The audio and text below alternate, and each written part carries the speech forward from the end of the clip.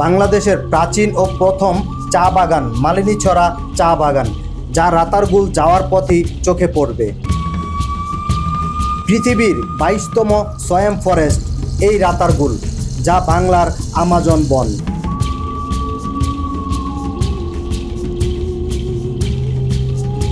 শেষ পর্যন্ত কোন জায়গায়? শেষ মাথা পাবেন না, শেষ মাথা পাবেন না, মানে শেষ মাথা পাওয়া যাবে না। শীতকালে এই বনের সৌন্দর্য দেখা যায় পায়ে হেঁটেও।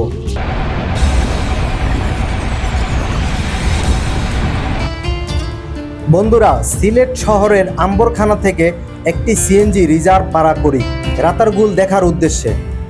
সিএনজি ভাড়া পড়েছিল আমাদের 1000 টাকা। এই সিএনজি ড্রাইভার আমাদেরকে রাতারগুল নিয়ে যাবে। রাতারগুল সম্পূর্ণ দেখা শেষ করে আমাদেরকে আবার এই সিএনজি মামা আম্বরখানাতে নামিয়ে দিবে। রাতারগুল যাওয়ার পথে সিএনজি থেকে দেখতে পাই রাস্তার দুপাশে সমতল ভূমি থেকে উঁচু উঁচু পাহাড়ে এক অপরূপ চায়ের বাগান, যা আমাদের রাতারগুল ভ্রমণকে আরও বেশি আকর্ষণীয় করে তোলে।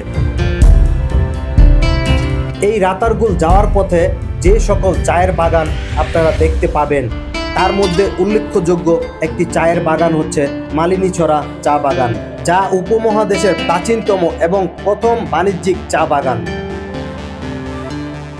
সবুজের কার্পেটে ঢাকা এক দুর্গ স্বর্গ, মালিনীছড়া চা বাগান এক সিলেটের গর্ব। উপমহাদেশের প্রথম এবং প্রাচীনতম চা বাগান হচ্ছে এই মালিনীছড়া চা বাগান। বাংলাদেশের সিলেট, শ্রীমঙ্গল, পঞ্চগড় এবং চট্টগ্রামে চা উৎপাদন হয়, যা বাংলাদেশ সহ দেশের বিভিন্ন প্রান্তে এই চা রপ্তানি করা হয়। 1849 থেকে 1854 সালে লর্ড হাডসন প্রতিষ্ঠা করেন এই চা বাগানের। সিলেট শহরের খুব কাছেই বিমানবন্দর সড়কের পাশে অবস্থিত 1500 একরের বিশাল বাগানটি এর সবুজ চিলা, রাবার বাগান ও চমৎকার প্রাকৃতিক সৌন্দর্যের জন্য পর্যটকদের কাছে অত্যন্ত জনপ্রিয়। এটি প্রথম চা বাগান, যা ব্রিটিশ শাসনামলে 1849 সালে প্রতিষ্ঠিত হয় এবং পরে 1854 থেকে 57 সালের দিকে বাণিজ্যিক উৎপাদন শুরু করেন। সবুজে মোড়ানো আঁকাবাঁকা পথ ও ছোট ছোট টিলা নিয়ে গঠিত এই চা বাগানটি ছবি তোলা ও প্রকৃতিপ্রেমীদের জন্য একটি উপযুক্ত স্থান।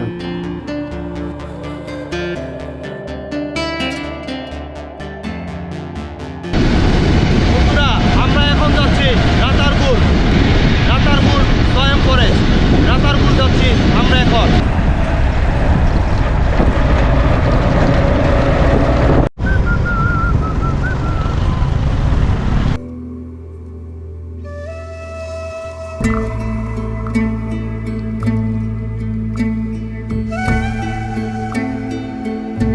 বন্ধুরা, দাঁড়িয়ে রয়েছি রাতারগুল সোয়াম ফরেস্টের ঘাট।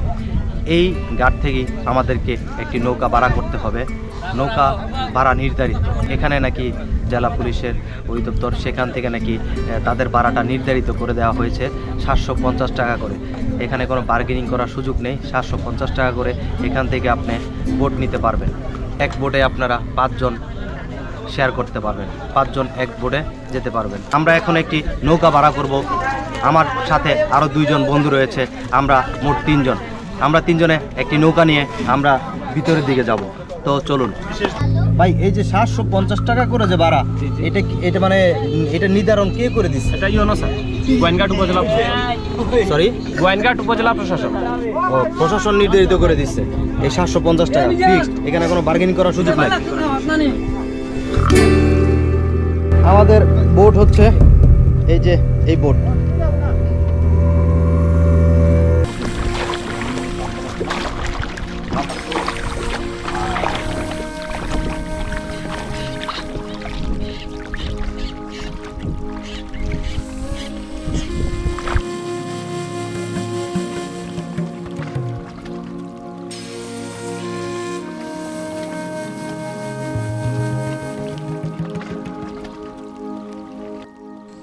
এখন হচ্ছে মার্চ মাস প্রায় শেষ।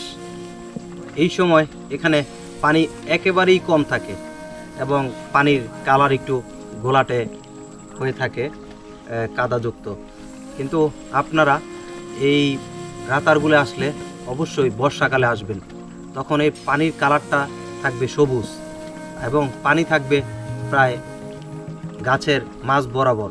শুধুমাত্র একদম উপরের গাছের উপরের যে পাতা, ওই পাতাগুলো তখন বর্ষাকালে দেখা যাবে, এত পরিমাণে পানি থাকে।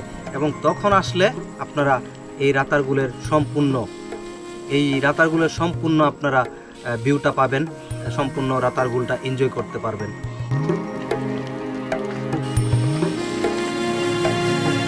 রাতারগুল বাংলাদেশের একমাত্র মিঠা পানির সয়াম ফরেস্ট, যা সিলেটের গোয়াইনঘাটে অবস্থিত। এটি পৃথিবীর 22টি সয়াম ফরেস্টের একটি এবং একে বাংলার অ্যামাজন বলা হয়।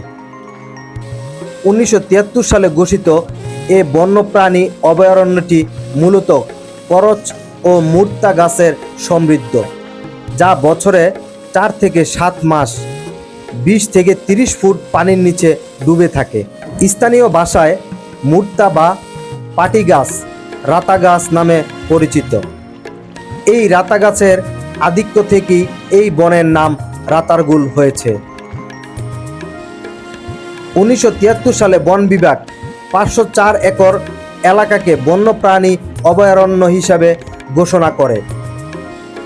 2015 সালের 31 মে এই বনের 204.25 হেক্টর এলাকাকে বিশেষ জীব বৈচিত্র্য সংরক্ষণ এলাকা হিসাবে ঘোষণা করা হয়।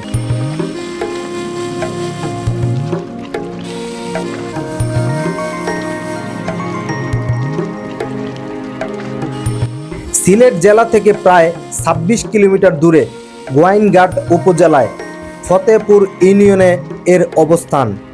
এর উত্তরে মেঘালয় থেকে আসা গোয়াইন নদী এবং দক্ষিণে বিশাল হাওর।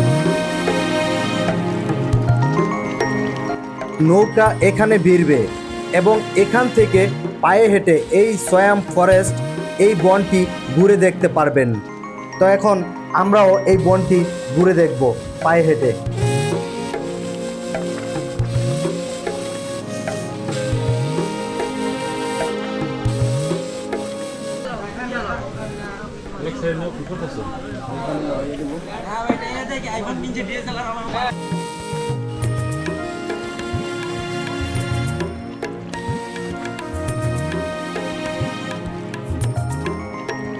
ওই যে আমার সাথের জন দেখেন ছবি তোলার জন্য কোথায় উঠছে। এই যে এখন ভূমিকম্প শুরু হয়েছে।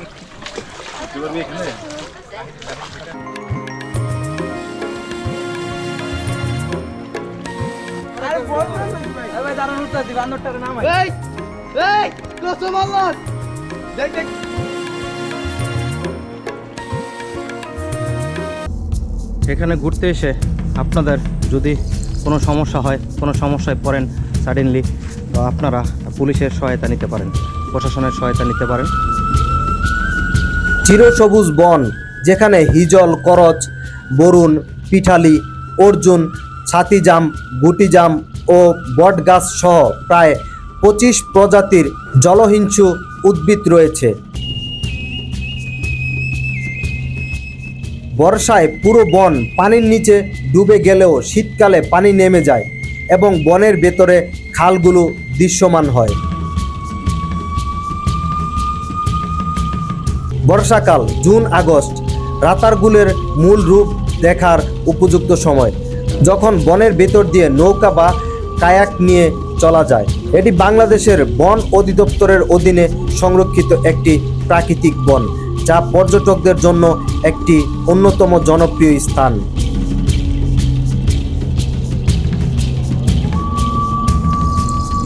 শেষ পর্যন্ত কোন জায়গায়? আপনি এখানে শেষ মাথা পাবেন না, যুগে যুগে শেষ মাথা পাবেন না। মানে শেষ মাথা পাওয়া যাবে না এটার? ছবি তো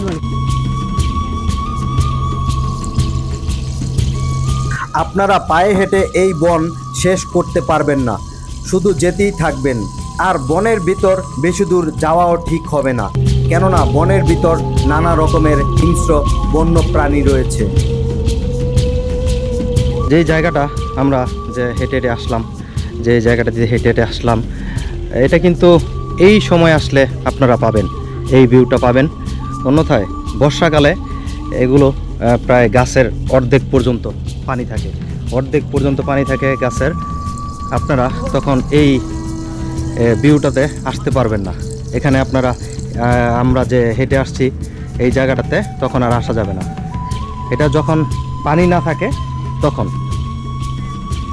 আমি মনে করি যে এখানে আসার জন্য দুইটা সিজন আপনার রাখা দরকার। একটা হচ্ছে বর্ষাকালে এবং আরেকটা শীতকালে।